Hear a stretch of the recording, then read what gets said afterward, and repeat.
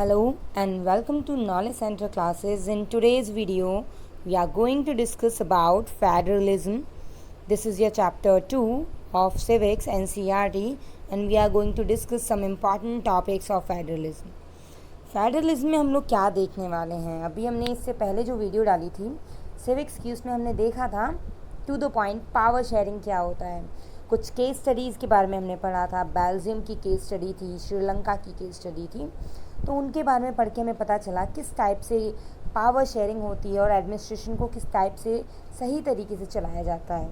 तो फेडरलिज्म में हम यहाँ पे भी पावर शेयरिंग देखेंगे, जहाँ पे पावर्स डिवाइड की जाती हैं सेंट्रल गवर्नमेंट और स्टेट गवर्नमेंट के बीच में। ठीक है, यहाँ पे हम ये चीज़ें देखने वाले हैं कि पावर किस तरीके से यहाँ पे शेयर होगी इक्वलिटी के साथ में। So before starting the video, I must say, if you like this video and if you are liking the series that I am presenting you, please like, share and subscribe the channel and press the bell icon also. So let's start the video. Firstly, federalism क्या? What is federalism? So just look, federalism is a system of government which is the power is divided, mainly power is divided between the central authority and the various constituent units of the country, जहाँ पे central government और state government के बीच में powers divide होती हैं। ठीक है, this vertical division of power among different level of governments is referred to as federalism. यानी कि जो वर्टिकल डिवीजन ऑफ पावर है, ठीक है, जहाँ पे हम अलग अलग लेवल्स में, सेंट्रल लेवल में, स्टेट लेवल में, लोकल लेवल पे, जो डिसेंट्रलाइजेशन के थ्रू हमें लोकल लेवल इंट्रोड्यूस हुआ, तो यहाँ पे हम अलग अलग तरीके से पावर्स डिवाइड देखते हैं, किस तरीके से पावर डिस्ट्रीब्यूट की जा रही है ना, डिफरेंट लेवल्स पे। So this is referred to as the federalism. So federalism is one of the major forms of power sharing. ठीक है, सबसे बड़ी एक पावर शेयरिंग की फॉर्म हम देखते हैं यहाँ पे मॉडर्न डेमोक्रेसी में। Okay, now I think you got the point कि फेडरलिज्म होता क्या है। यहाँ पे पावर शेयरिंग होती है। ठीक है, चलिए लेट्स स्टार्ट। नेक्स्ट, यहाँ पे जब फीचर्स की बात करते हैं कि क्या क्या फीचर्स हैं, हम कैसे बोल सकते हैं कि फेडरलिज्म के कुछ फीचर्स हैं। तो सबसे पहले वी हैव टू और मोर लेवल्स ऑफ गवर्नमेंट। यहाँ पे हमने बताया firstly we have two levels like central level और स्टेट लेवल। बाद में ही तो हमारा लोकल लेवल इंट्रोड्यूस हुआ गवर्नमेंट में। ठीक है, जहाँ पे पावर्स डिस्ट्रीब्यूट की जा रही थी, पावर डिस्ट्रीब्यूशन चल रहा था। ठीक है, तो यहाँ पे हम देखेंगे फर्स्टली द फीचर इज़, कौन सा फीचर है यहाँ पे, दो या दो से ज़्यादा गवर्नमेंट होनी चाहिए। आई मीन गवर्नमेंट के दो से ज़्यादा लेवल होने चाहिए जहाँ पे पावर डिस्ट्रीब्यूट की जा सके। And different level of government govern the same citizens. Okay, जितने भी लेवल्स हैं गवर्नमेंट के, वो सभी सिटीजन्स के लिए बराबर है, सभी पे गवर्न करने चाहिए। और where each level has its own jurisdiction in specific matters of legislation, taxation and administration. मतलब सभी एरियाज, चाहे वो हमारा लेगिस्लेशन हो, टैक्सेशन हो या एडमिनिस्ट्रेशन पावर का हो, ठीक है, यहाँ पे सभी का जो अधिकार क्षेत्र है, जितने भी लेवल हैं, चाहे वो स्टेट लेवल हो या हमारा सेंट्रल लेवल हो, सबका अधिकार क्षेत्र अलग अलग होना चाहिए। स्पेसिफिक मैटर्स पे उनके राइट्स होने चाहिए। ठीक है, पावर डिस्ट्रीब्यूट इक्वली होनी चाहिए। Third feature is existence and authority of each level of the government is constitutionally govern. क्योंकि हमें पता है हमारे जितने भी पावर्स हमें डिस्ट्रीब्यूट किए गए हैं या सब्जेक्ट्स हमें डिवाइड किए गए हैं हमारी गवर्नमेंट को by the union list, state list और कॉन्करेंट लिस्ट, तो हमारे कॉन्स्टिट्यूशन ने प्रोवाइड की हैं। तो सभी अथॉरिटी और जितने भी काम किए जाते हैं बाय यूजिंग द पावर्स, है ना, फेडरलिज्म को यूज़ करके, तो वो सभी क्या है, कॉन्स्टिट्यूशनली गवर्न होनी चाहिए, है ना, विदाउट गवर्नमेंट, या हम लोग कह सकते हैं कि संविधान के अनुरूप हो तो ही बेहतर है, तभी हम उसे फेडरलिज्म का पार्ट बोल सकते हैं। ठीक है, नेक्स्ट 4 पार्ट में हम देखेंगे फीचर में, the fundamental provisions of the constitution can not be unilaterally change. आपने देखा होगा हमारे यहाँ पे जब भी कोई प्रोविज़न मतलब नया बनता है या अमेंडमेंट होता है हमारे कॉन्स्टिट्यूशन में, या किसी भी तरीके से कोई नया रूल हमारे सामने आता है, तो कोई एक लेवल जो है गवर्नमेंट का, वो उसे चेंज नहीं कर सकता। ये यूनिलेटरल प्रोसेस नहीं है। वहाँ पे सभी की परमिशन चाहिए होती है। As you know that 2/3 members pass करने होने चाहिए, Lok Sabha, Rajya Sabha and then president.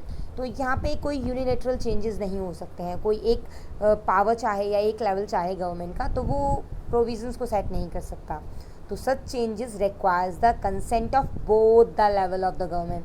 That means central और स्टेट लेवल दोनों का कंसेंट चाहिए होता है, दोनों की परमिशन चाहिए होती है, दोनों एग्री करने चाहिए उस बात पे, तभी वो फेडरलिज्म का फीचर माना जाएगा और तभी हम फेडरलिज्म में माने जाएंगे कि हाँ जो लॉ बन रहा है अकॉर्डिंग टू द कॉन्स्टिट्यूशन बन रहा है। यहाँ पे इक्वल पावर है, पावर डिस्ट्रीब्यूट भी हो रही है और उनकी मानी भी जा रही है ना, इक्वल कंसेंट है यहाँ पे। नेक्स्ट हम बात करते हैं कोर्ट्स के बारे में। Courts have the power to interpret the constitution. As you know that अभी जो हमारे यहाँ पे क्या हुआ था अयोध्या अयोध्या इशू जो हुआ था मंदिर को लेके, और इसके अलावा अभी हमारे रेसिडेंसीज़ को लेके, हमारे यहाँ की सिटीजनशिप को लेके जो लॉ बनाए गए थे, तो इसमें क्या था, कोर्ट्स का फुल पार्टिसिपेशन था क्योंकि इन्होंने इंटरप्ट किया। According to the constitution the highest court, क्या होता है हाईएस्ट कोर्ट, नाम बताइए उसका, सुप्रीम कोर्ट। उसके बाद high court and district courts आते हैं। तो high court acts as the umpire की तरह यूज़ करता है। मतलब हाँ देखो जैसे कि क्रिकेट मैच में होता है ना, एम्पायर आपको बताया आउट हुए हो या सही है या गलत है, कितना रन है, तो उस तरीके से हाई कोर्ट एक एम्पायर की तरह काम करता है।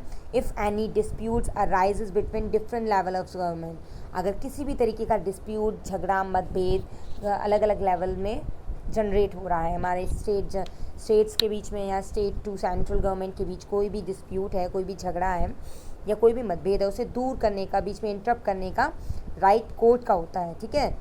और यहाँ पे हाईएस्ट कोर्ट जो है हमारा सुप्रीम कोर्ट है, ये आपको पता है। Next, source of revenue for each level of government are specified to ensure its financial autonomy, ठीक है। पहले तो ये आपको याद होगा कि हमने जब भी कॉन्स्टिट्यूशन के बारे में पढ़ा था 9th क्लास में, तो हमें पता था सभी लेवल्स के लिए जो फाइनेंशियल एड्स होती हैं, फाइनेंशियल हेल्प होती है, वो हमारे कॉन्स्टिट्यूशन में गिवन है कि किस तरीके से टैक्सेशन और रेवेन्यू जनरेट होगी और वो किस तरीके से डिस्ट्रीब्यूट होगी, ठीक है। तो यहाँ पे इक्वालिटी उसके तौर पे भी देखी जाती है। और लास्टली हम देखेंगे federal system has dual objective. इसके 2 ऑब्जेक्टिव मेन हैं, कौन कौन से, ये 1 मार्क क्वेश्चन में भी पूछा जा सकता है। What are the main objectives of federal system, तो आप क्या बताएंगे, सेफगार्ड, है ना, and to protect unity of the country, हमारे कंट्री की यूनिटी को प्रोटेक्ट करता है और हमें सुरक्षित, हमारे कंट्री के यूनिटी को सेफगार्ड और हम लोगों को एक इक्वल पार्टिसिपेशन भी देता है। And to accommodate regional diversity. As you know that India is a diversified country. यहाँ पे बहुत सारे रिलीजन, कास्ट और लैंग्वेज के अलग अलग तरीके के लोग रहते हैं, लेकिन उस डाइवर्सिफिकेशन के बावजूद भी we are in unite form, है ना, हम लोग संगठित हैं। तो इस चीज़ को देखते हुए हमें पता चलता है फेडरल सिस्टम किस तरीके से हमारे यहाँ वर्क करता है, ठीक है। नेक्स्ट यहाँ पे इम्पॉर्टेंट टॉपिक आता है, ये यूटीज़ क्या होती हैं। अच्छा, एक मुझे कमेंट में आंसर दीजिएगा, हमारे यहाँ पे कितने यूटीज़ हैं और कितने स्टेट्स हैं, और जो यूटीज़ जो हैं उन सभी के मुझे नाम कमेंट बॉक्स में दीजिएगा। मैं चाहती हूँ आप लोगों को वो सारी चीज़ें पता हों कि हमारे यहाँ पे 9 यूटीज़ हैं, उनके नाम क्या क्या हैं। होती क्या हैं यूटीज़, कब आपको पता है सभी हमारे यहाँ पे 28 स्टेट्स हैं, तो उनके अलावा यूटीज़ बनाने की क्या ज़रूरत पड़ी गवर्नमेंट को, कुछ तो ऐसा रहा होगा ना, बिल्कुल रहा होगा। Let's start it. क्या होता है यहाँ पे, some units of the Indian union which are too small, बहुत ज़्यादा छोटी होती हैं, to become an independent state, मतलब इतनी छोटी होती हैं कि उनको हमारे यहाँ की गवर्नमेंट इंडिपेंडेंट स्टेट डिक्लेयर नहीं कर सकती। So could not be merged with any of the existing state, और ना ही वो कभी भी दूसरे स्टेट्स के साथ मर्ज होना चाहते हैं, है ना, जो पहले से ही है। तो इसीलिए हम उन्हें क्या बोलते हैं, यूनियन टेरिटरीज बोल देते हैं, ठीक है। अब यहाँ पे क्या देखेंगे, they are also called centrally administered territories, ठीक है। इनको सेंट्रल गवर्नमेंट हेड करती है, कंट्रोल करने का काम करती है। फॉर एग्जांपल यहाँ पे 2 यूटीज़ के नाम आपको दिए हैं, आपको टोटल इनके अलावा 7 यूटीज़ का नाम और अब मुझे कमेंट में देना है, ठीक है। ओके, कोएलिशन गवर्नमेंट क्या होता है, ये संगठित गठबंधन, ये वर्ड तो सुने होंगे ना आप लोगों ने, तो वो इसी से रिलेट करेंगे। हमारे यहाँ में पता है कि गवर्नमेंट कब बनती है, जब मेजॉरिटी मिलती है गवर्नमेंट को, ज़्यादा लोग वोट करते हैं, हमारी लोकसभा में उनकी सीट्स ज़्यादा होती हैं जिस पार्टी की, वो गवर्नमेंट बना लेता है। लेकिन कभी कभी ऐसी कंडीशन आती है ना, जब गवर्नमेंट नहीं बन पाती, तो वहाँ पे क्या होता है, कोएलिशन गवर्नमेंट बनती है। कैसे? देखिए, a government formed by coming together of at least 2 political parties, जहाँ पे एक नहीं 2 या 2 से ज़्यादा पार्टीज़ मिलके क्या बनाती हैं, एक साथ आती हैं और गवर्नमेंट बनाती हैं। ठीक है, गवर्नमेंट फॉर्म करती हैं। तो usually partners in coalition form a political alliance and adopt a common program. सभी पार्टीज़ जो मिलके पार्टी गवर्नमेंट बना रही हैं तो वो क्या करती हैं, अपने अपने राइट्स, अपने अपने प्रोग्राम्स सभी लोग अपने आसपास सामने रखते हैं, एक दूसरे के सामने रखते हैं और फिर एक कॉमन प्रोग्राम लॉन्च किया जाता है। अब हम बात करें जैसे कि एनडीए और यूपीए और लेफ्ट फ्रंट। ठीक है, ये 1 मार्क क्वेश्चन में आ सकता है, इसीलिए मैंने आपको यूनियन टेरिटरीज और कोएलिशन गवर्नमेंट के बारे में बता दिया है। ठीक है, अगर एक क्वेश्चन पूछा जाए आपको फॉर 3 मार्क क्वेश्चन, है ना, ये 3 मार्क्स के लिए है। कैसे? India is a federal country. Explain. India एक फेडरल कंट्री है, सभी को पता है, बट आपको जस्टिफाई किया गया है, आपको एक्सप्लेन करना है। कैसे करोगे? हमारा जो कॉन्स्टिट्यूशन था वो 1950 में पास हो गया था, है ना, 26 जन 1950 1950 में, है ना। तो हमारे कॉन्स्टिट्यूशन ने, हमारे संविधान में ये डिक्लेयर था कि इंडिया क्या है, एक यूनियन ऑफ स्टेट है। ठीक है, क्या है? इंडिया एक यूनियन ऑफ स्टेट है, मतलब बहुत सारे स्टेट से मिल के बना हुआ है। Although the word federation is not use, अभी तक यहाँ पे उसमें नहीं यूज़ किया गया, बल्कि क्या यूज़ किया गया है, यूनियन ऑफ स्टेट यूज़ किया गया है। ठीक है, so the Indian union is based on the principle of federation. तो जितने भी यूनियन ऑफ स्टेट्स हैं जो कॉन्स्टिट्यूशन में लिखा गया है कि इंडिया एक यूनियन ऑफ स्टेट है, तो ये किसके प्रिंसिपल पे काम करता है, ये फेडरेशन, है ना, या फेडरेशन के प्रोसेस पे या फेडरेशन के प्रिंसिपल्स पे काम करता है, किस तरीके से एक फेडरेशन होनी चाहिए। So the constitution originally provide a 2 tier system of government. आपको इसके दोनों टायर पता है बेटा, दोनों लेवल पता है, सेंट्रल एंड स्टेट। ओके, तो ये दोनों पूरी तरीके से हमारे कॉन्स्टिट्यूशन ने हमें 2 टायर प्रोवाइड किए हैं। उसके बाद डिसेंट्रलाइजेशन के थ्रू हमें 3rd टायर इंट्रोड्यूस हो ही चुका था। ठीक है, एंड देन यूनियन गवर्नमेंट और the central government representing union of state and state government, as I told you, अभी मैंने बताया। और उसके बाद नई बात आती है जो हमने बताया था, local government. A 3rd tier of federation was added in the form of panchayat and municipalities. You know that local government में बेटा 2 पार्ट हो जाते हैं। एक तो होता है रूरल एरिया की लोकल गवर्नमेंट, एक होता है हमारी अर्बन एरिया की गवर्नमेंट। तो जो रूरल एरिया की, ग्रामीण क्षेत्र की जो गवर्नमेंट होती है, लोकल गवर्नमेंट, उनमें उनको बोलते हैं पंचायत। क्या बोलते हैं? पंचायत। और जो अर्बन एरिया की जो लोकल गवर्नमेंट होती है उन्हें बोलते हैं म्यूनसिपैलिटीज़। ठीक है, चलिए आगे देखें यहाँ पे। एज इन एनी फेडरेशन, अगर हम बात करें इन माई ओपिनियन, हम फेडरेशन के बारे में देखते हैं, तो these different tyres enjoy separate jurisdiction. मैंने अभी आपको फीचर्स में बताया था कि जितने भी लेवल होंगे गवर्नमेंट के, उनके पास अलग अलग राइट्स होंगे, अलग अलग ज्यूरिडिक्शन होगा, अधिकार क्षेत्र उनका अलग अलग होगा। हाँ, उसी के अकॉर्डिंग वो राइट्स मैंने डिसीजन मेकिंग पॉलिसी के थ्रू डिसीजंस लेते हैं हमारे लिए। And the constitution provides for a 3-fold distribution of legislative powers between the union government and state government। Okay, clear हो गया। अच्छा, हमारे कॉन्स्टिट्यूशन में कितनी लिस्ट प्रोवाइड की गई हैं? जब हम सेंट्रल और स्टेट माने, आप पहले तो आपको ये पता होना चाहिए, बहुत देर से मैं ये सारी चीज़ बोलती आ रही हूँ। फर्स्टली कितने टायर्स थे, कितने लेवल्स थे गवर्नमेंट के, यहाँ पे मैंने इंट्रोड्यूस कर दिया। कौन कौन से थे? सेंट्रल और स्टेट गवर्नमेंट। अब इन्हीं में पावर डिस्ट्रीब्यूट की गई अकॉर्डिंग टू फेडरलिज्म। ठीक है, उसी के तो प्रिंसिपल्स हम लोग फॉलो कर रहे हैं फेडरेशन के। तो यहाँ पे जब कॉन्स्टिट्यूशन फॉर्म में आया, पास हो गया, तो हमारे कॉन्स्टिट्यूशन में सेंट्रल और स्टेट के लिए कुछ पावर्स और कुछ सब्जेक्ट्स दिए गए, जहाँ पे उनको उन सब्जेक्ट्स के ऊपर डिसीजन लेने की पावर उनको मिलती है। वो है हमारे यूनियन लिस्ट, स्टेट लिस्ट और कॉन्करेंट लिस्ट। यूनियन लिस्ट में क्या होता है बच्चा, यहाँ पे आप देखेंगे। हाँ, तो हम यहाँ पे देखेंगे यूनियन लिस्ट क्या है, हमारी स्टेट लिस्ट क्या है और हमारा कॉन्करेंट लिस्ट क्या है।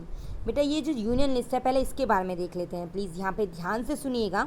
ठीक है, this list includes the subject of national importance.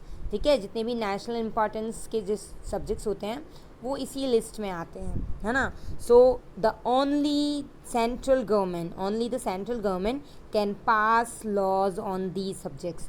यहाँ पे केवल कौन सी गवर्नमेंट इनको पास कर सकती है? हमारी सेंट्रल गवर्नमेंट पास कर सकती है। अच्छा, कितने सब्जेक्ट्स होते हैं यहाँ पे? 97 सब्जेक्ट्स। ये आपको अच्छे से याद रखना है। कुछ एग्जाम्पल देख लेते हैं हम लोग, जैसे कि डिफेंस, ये हमारा नेशनल सब्जेक्ट है ना।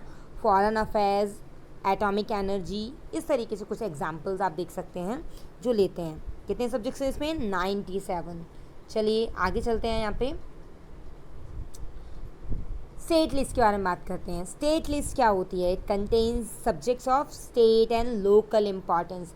यहाँ पे नेशनल इम्पॉर्टेंस से रिलेटेड थे, यहाँ पे कैसे सब्जेक्ट्स होंगे? स्टेट और लोकल इम्पॉर्टेंस से, स्टेट एंड लोकल इम्पॉर्टेंट, ठीक है, लोकल इम्पॉर्टेंस, उससे रिलेटेड जितने भी सब्जेक्ट्स होंगे वो हम स्टेट लिस्ट में देखते हैं।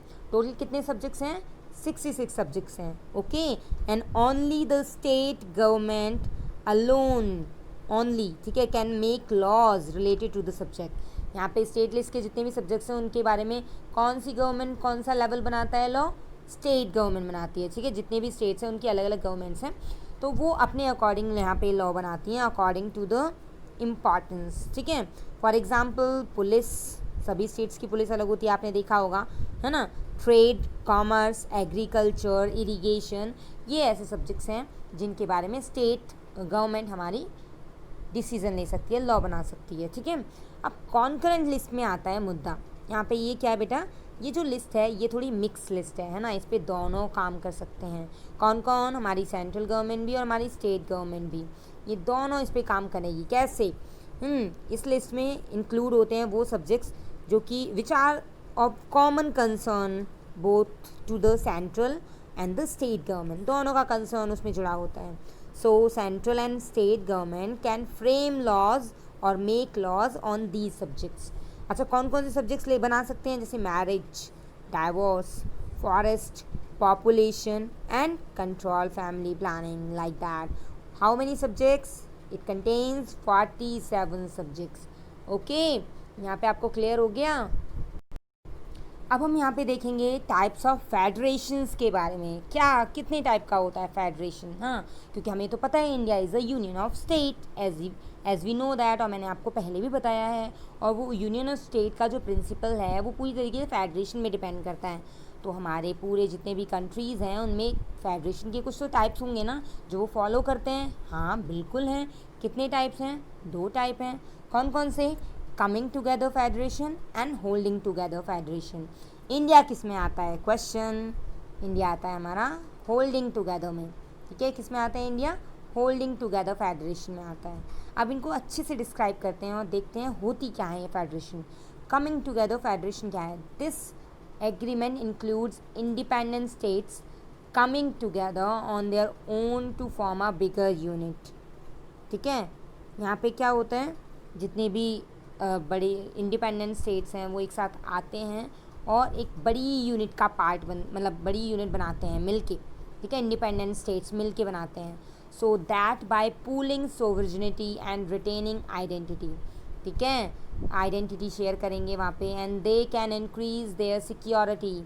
इसके थ्रू सभी जो स्टेट्स हैं इंडिपेंडेंट स्टेट्स मिलके जब एक बड़ी यूनिट बना रहे हैं तो वहाँ पे वो सिक्योरिटी भी उनकी इंक्रीज़ हो जाती है इससे। अच्छा, इससे समझ में आ रहा होगा ना, जहाँ पे कुछ इंडिपेंडेंट स्टेट्स मिलके एक बड़ी यूनिट है बनाते हैं, जैसे यूनाइटेड स्टेट्स ऑफ अमेरिका, आपको यहाँ पे दिख रहा है ना, इसके नाम से पता चलता है। यूनाइटेड मतलब संयुक्त, मिलके बनाए भाई, कमिंग टुगेदर हुआ है यहाँ पे।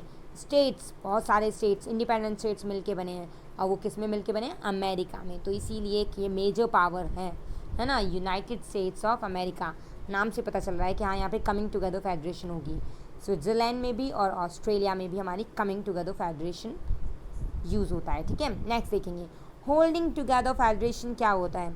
इसमें होता है in this agreement a large country like our India, India भी एक बड़ा कंट्री है, सो decided to divide its powers between the constituent states and the national government. As we know that हमारे यहाँ पे पावर्स लेवल्स में डिवाइड होती हैं, सेंट्रल और स्टेट में। और यहाँ पे भी होल्डिंग टुगेदर फेडरेशन का प्रिंसिपल क्या बोलता है कि पावर्स को डिवाइड किया जाएगा, एक बड़े कंट्री के पावर्स को डिवाइड किया जाएगा बिटवीन नेशनल गवर्नमेंट यानी कि central government and it's constituent state यानी कि हमारे यहाँ जितने भी स्टेट्स हैं, ठीक है। And the central government tend to be more powerful, है ना, vice versa as state, like same, मतलब ऐसे भी नहीं है ज़्यादा पावरफुल होगा या कम, बट हाँ कंपेयर करें तो थोड़ा इससे हमारी सेंट्रल गवर्नमेंट ज़्यादा पावरफुल होती है, ठीक है, क्योंकि नेशनल इश्यूज़ को, इस नेशनल इश्यूज़, नेशनल इंपॉर्टेंस के सब्जेक्ट्स पे लॉ बना सकती है, तो ऑब्वियसली पावरफुल हुई ना। So often different constituent units of the federation have unequal powers. कुछ होता है कि कुछ स्टेट्स को, जैसे हमारे नॉर्थ ईस्टर्न स्टेट्स हैं, ईस्टर्न स्टेट्स हैं इंडिया के, उनको ज़्यादा इंपॉर्टेंस दी जाती है, तो थोड़ा सा अनइक्वल पावर डिस्ट्रीब्यूशन हो जाता है फेडरेशन में अकॉर्डिंग टू द इम्पॉर्टेंस, कहाँ ज़्यादा ज़रूरत है। Some units are granted special power, कुछ को अलग से स्पेशल पावर्स भी दी जाती हैं। जैसे अभी हमारा आर्टिकल 370 नहीं आया था, तो जम्मू कश्मीर को अलग से प्रोविज़न और स्पेशल पावर्स दिए गए थे, लेकिन वो तो हटा दिए गए हैं। लेकिन मैं बता रही हूँ यहाँ पे, तो उसी के अकॉर्डिंग क्या था, वहाँ पे स्पेशल पावर्स दी जाती हैं, है ना, अकॉर्डिंग टू द सिचुएशन। अगर मैं बात करूँ यहाँ पे, तो एग्जांपल ले सकते हैं हम इंडिया का, बेल्जियम का और स्पेन का। बेल्जियम का मॉडल हम देख चुके हैं, है ना, तो ये टॉपिक आप लोगों का क्लियर हो गया। अब हम इतनी देर से बात कर रहे हैं पावर शेयर हो रही है, पावर शेयर हो रही है, किसके बीच हो रही है, सेंट्रल और स्टेट के बीच हो रही हैं, लेकिन होती कैसे है ये पावर शेयरिंग, क्या स्ट्रक्चर है, कौन पास करता है, कैसे कैसे क्या होता है। बहुत सिंपल वे में देख लेते हैं, sharing of power between union and state government किस तरीके से होती है, ठीक है।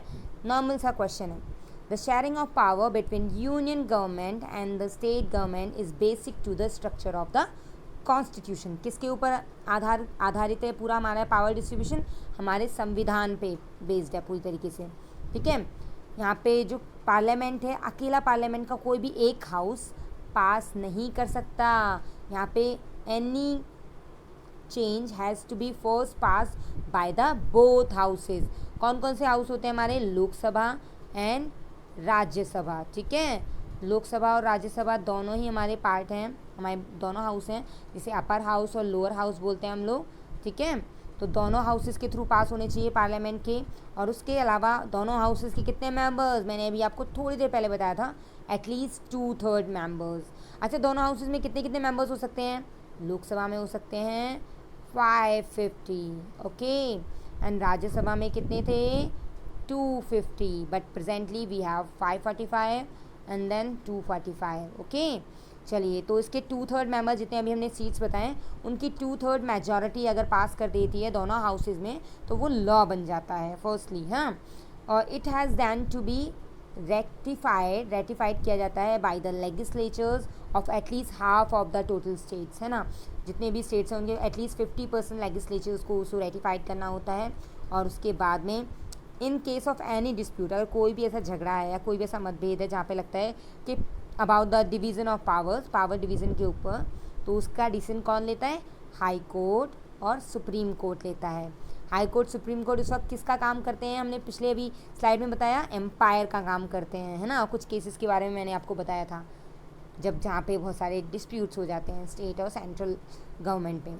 हाँ, अब यहाँ पे हम लैंग्वेज पॉलिसी को देख लेते हैं कि क्या हमारा लिंग्विस्टिक होना, हमारे यहाँ पे लिंग्विस्टिक स्टेट्स बनना, जैसा कि कहाँ पे हुआ था, श्रीलंका में हुआ था, याद है आपको, है ना। सिन्हेला स्पीकर्स फर्स्ट, अगर फर्स्ट ये नहीं पता आपको लिंग्विस्टिक स्टेट्स क्या होते हैं, रिलीजन स्टेट्स क्या होते हैं, वापस से चैप्टर 1 पावर शेयरिंग को देखिएगा, वहाँ पे आप केस स्टडी देख लेंगे बेल्जियम और श्रीलंका की। बेटा यहाँ पे आपका कॉन्सेप्ट क्लियर होना चाहिए, तो आप आंसर मेकिंग अच्छे से कर लोगे, हाँ।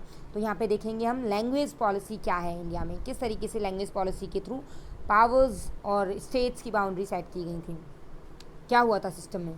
अब एक तो पहली बात, हमारे कॉन्स्टिट्यूशन में अभी तक किसी भी लैंग्वेज को एक नेशनल लैंग्वेज नहीं डिक्लेयर किया गया है ना।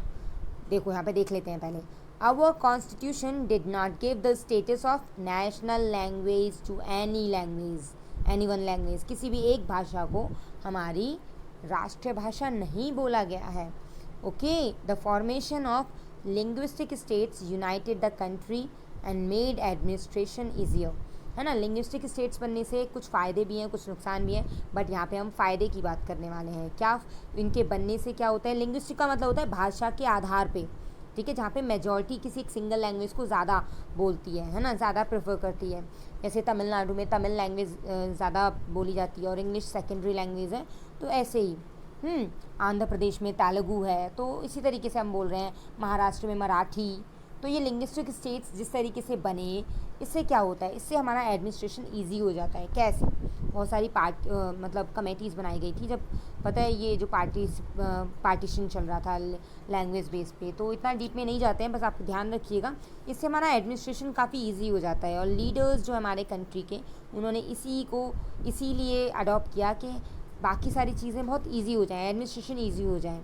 सो our country adopted a very कॉजन attitude in spreading the use of Hindi, है ना। हिंदी को लेके थोड़े बहुत सारे इश्यूज़ हो जाते हैं, इसीलिए हिंदी को किसके तरीके से जानते हैं हम लोग? Hindi was identify as the official language. Hindi क्या है? हमारी ऑफिशियल लैंग्वेज है, ना कि नेशनल लैंग्वेज है।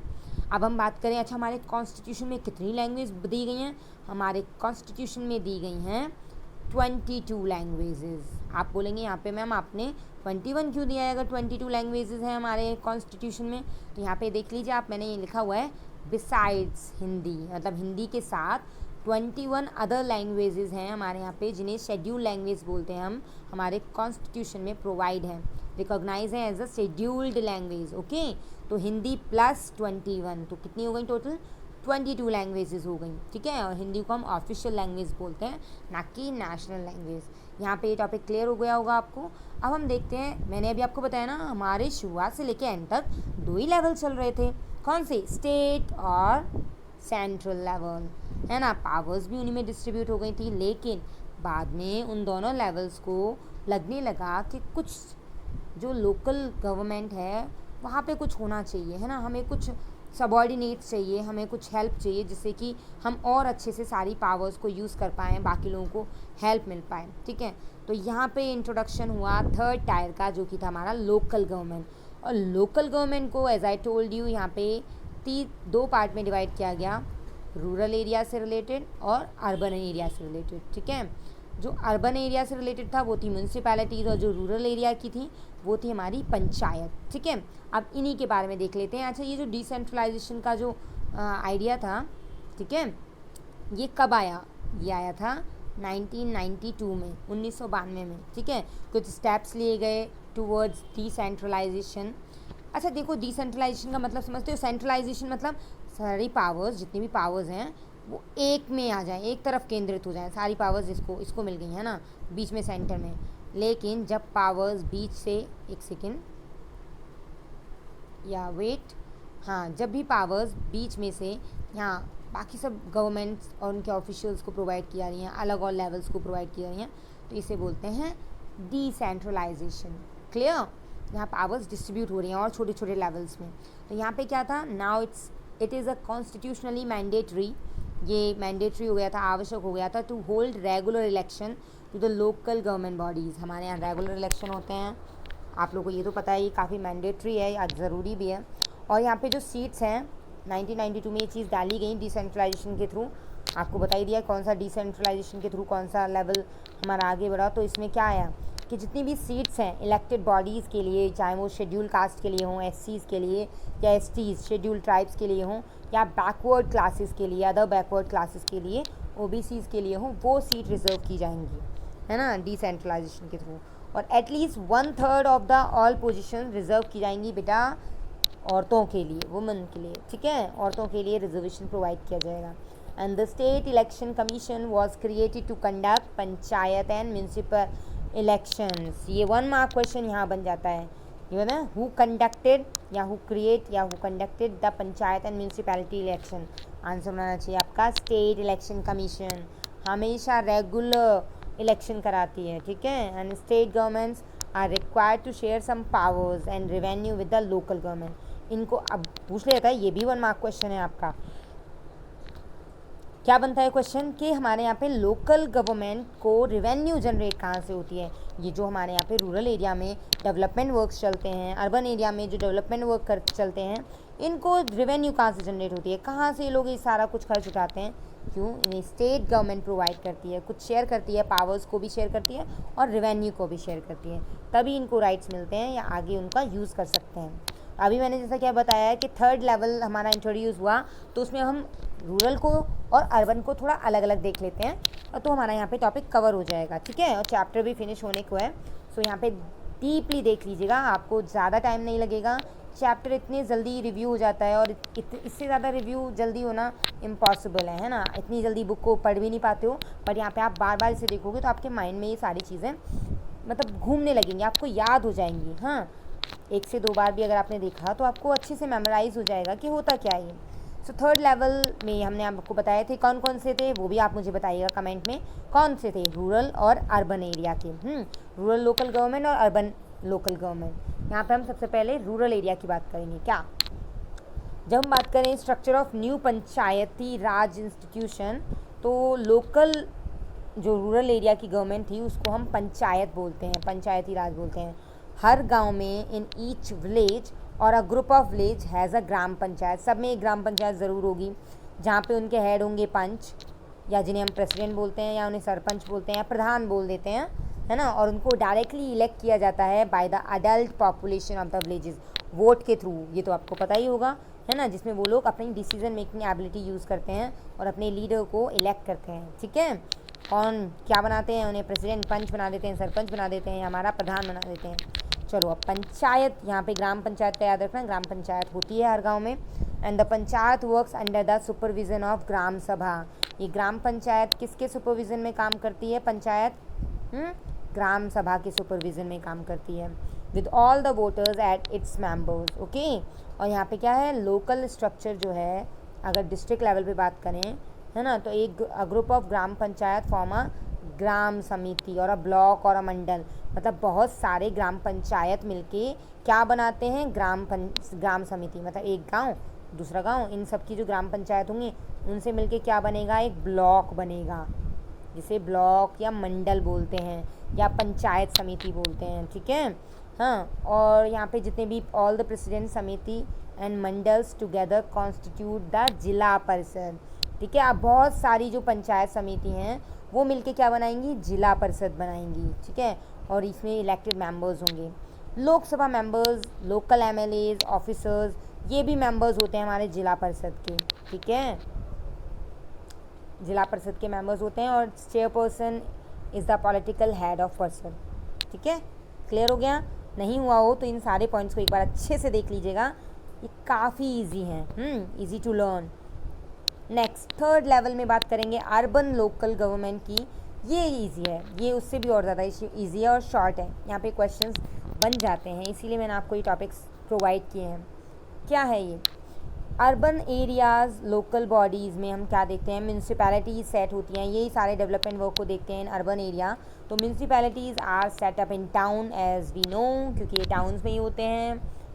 और big cities are constituted in municipal corporation, बड़े बड़े शहरों में म्यूनसिपल कॉरपोरेशन ही बनाई जाती हैं अपने डेवलपमेंट वर्क्स के लिए, और ये कंट्रोल करते हैं, मतलब जैसे हमारा रूरल एरिया का कंट्रोल किया जाता था इलेक्शन इलेक्टेड बॉडीज़ के थ्रू, ऐसे ही इनका भी ऐसे ही किया जाएगा। इलेक्टेड बॉडीज़ होती हैं, ये हम ही लोगों के थ्रू, हमारे ही रिप्रेजेंटेटिव होते हैं, हमारे ही द्वारा चुने जाते हैं। ठीक है, और municipal chairperson is the political head of the municipality. 1 mark question है ये बेटा, कौन होता है म्यूनसिपैलिटी का हेड? वहाँ का म्यूनसिपल चेयरपर्सन। ठीक है, एग्जामिनेशन में बोर्ड में आ जाता है, आपके यूटीज़ में पूछ लिया जाता है कि म्यूनसिपैलिटी का हेड कौन होता है, पॉलिटिकल हेड, तो वो होता है म्यूनसिपल चेयरपर्सन। ठीक है, and the head of municipal corporation is an officer called, और उसे हम क्या बोलते हैं, मेयर बोलते हैं, या चेयरमैन भी बोल देते हैं। ठीक है, मेयर या चेयरमैन बोल देते हैं। तो यहाँ पे आपके ये सारे टॉपिक कवर हो चुके हैं। अगर आपको लगता है कि यहाँ पे कोई भी इम्पॉर्टेंट चीज़ रह गई है तो आप मुझे कमेंट में बता दीजिएगा, अगर कोई मिस्टेक हो तो मुझे सजेशन दीजिएगा। और वीडियो को देखने के लिए thank you. Okay, if you like this video please like, share and subscribe and press the bell icon. I want your support. Thank you बेटा।